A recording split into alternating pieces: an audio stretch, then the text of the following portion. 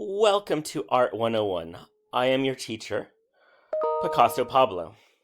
In this class, we are going to learn how to draw the lymph nodes and then how to draw the Peyer's patches and the tonsils. So let us begin.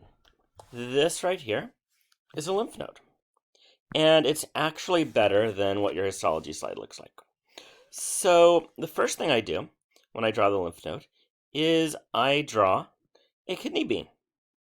See, there's a nice kidney bean right there. Since tracing is cheating, I'm going to draw a kidney bean right here. Now make sure you have the hilum. That is this concave portion right there. The lymph node is going to have one efferent vessel leaving the hilum. So let's draw the efferent vessel coming out. And it's going to have many afferent vessels down here. Now, the lymph node is an encapsulated organ. So let's label this outer capsule the capsule before we go on. The lymph node has two regions. It has a central cortex and an outer medulla. So I'm going to cheat and use the fade tool for this. So I'm going to label this the cortex. And let's say hot pink for the medulla. And we'll label that medulla. Now, in the cortex, we have lymph nodules. A nodule has a dark colored outer portion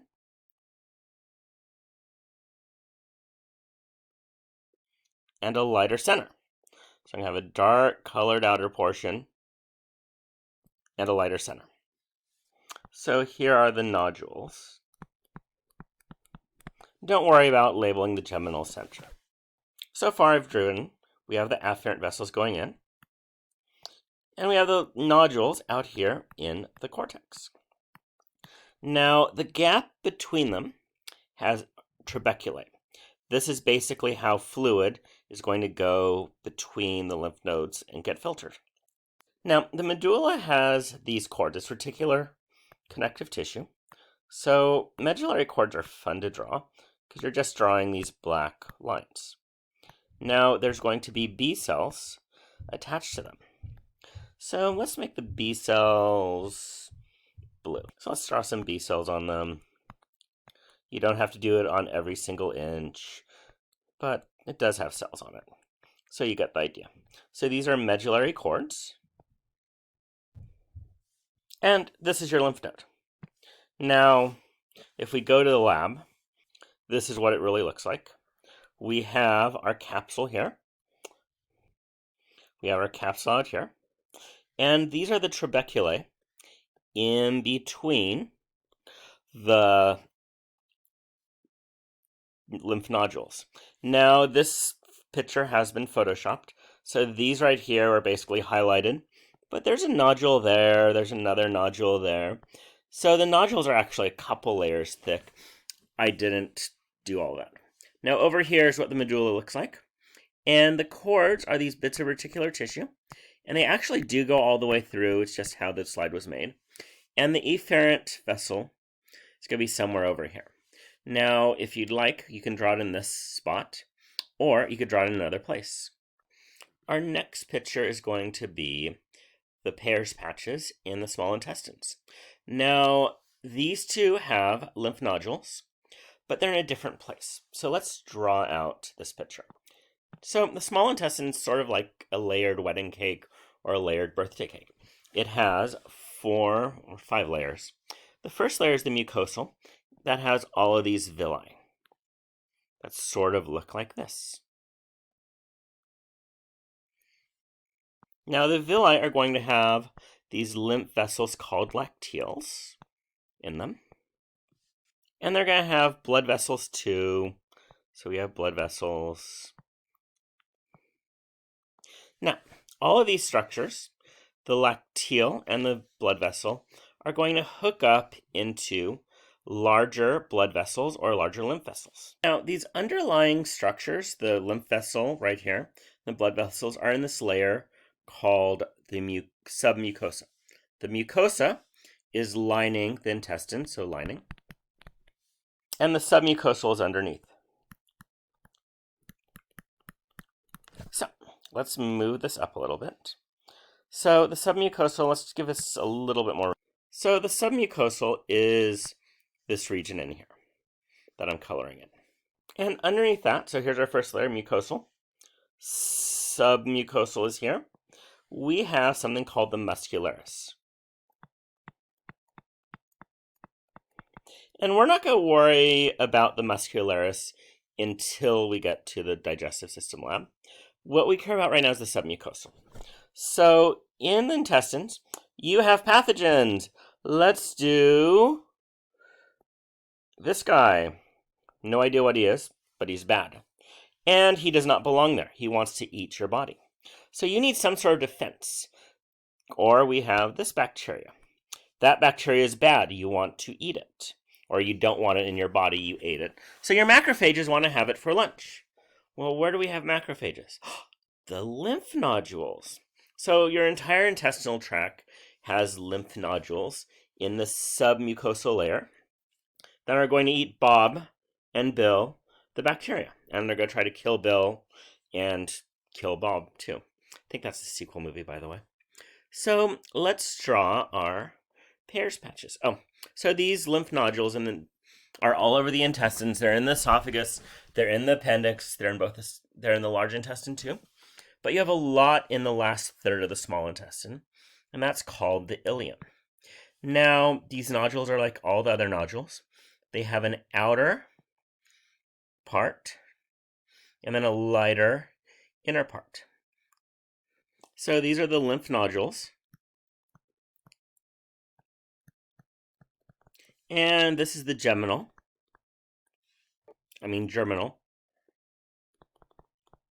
center. So that's what Dr. Peyer's patches look. So these are those villi in the mucosal layer. And then this is part of the submucosal down here. There's the Peyer's patch. Here's the lighter germinal center and the darker part. And they can be called intestinal nodules because there's so many in the ileum. They're called Peyer's patches. I love the name Peyer's patches. I hope Dr. Peyer gets to keep his patches. Things losing their name.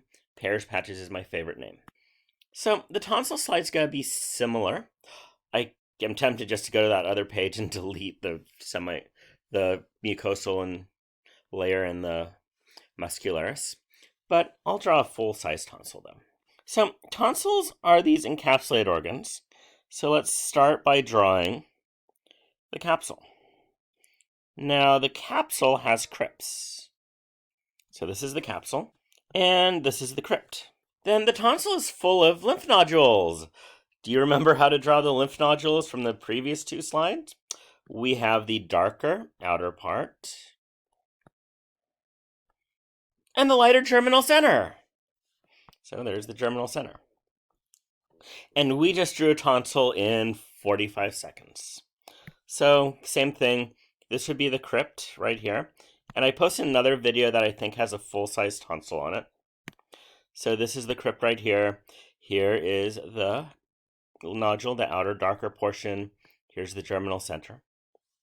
Now, in this lab, we're supposed to draw and look at a lymph vessel.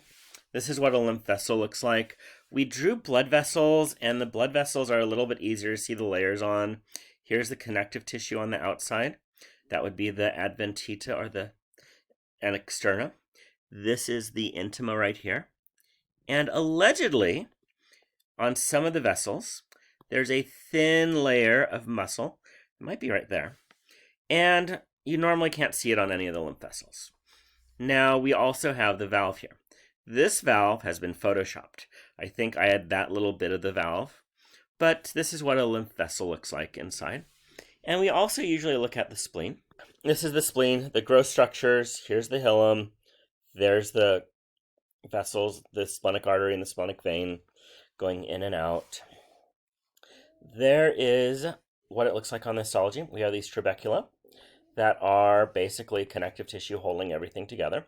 There's a ton of reticular tissue in here as well. And you'll see mostly red pulp. Red pulp is red blood cells. Periodically, you will see white pulp. And the white pulp is around a central arteriole. You could see the muscle layer there. And blood drains into that central arteriole is going to go out, gets filtered by all these white blood cells that are in this outer part, and then the blood just hangs out there, and then when it needs to go back to circulation, it goes in these central venules.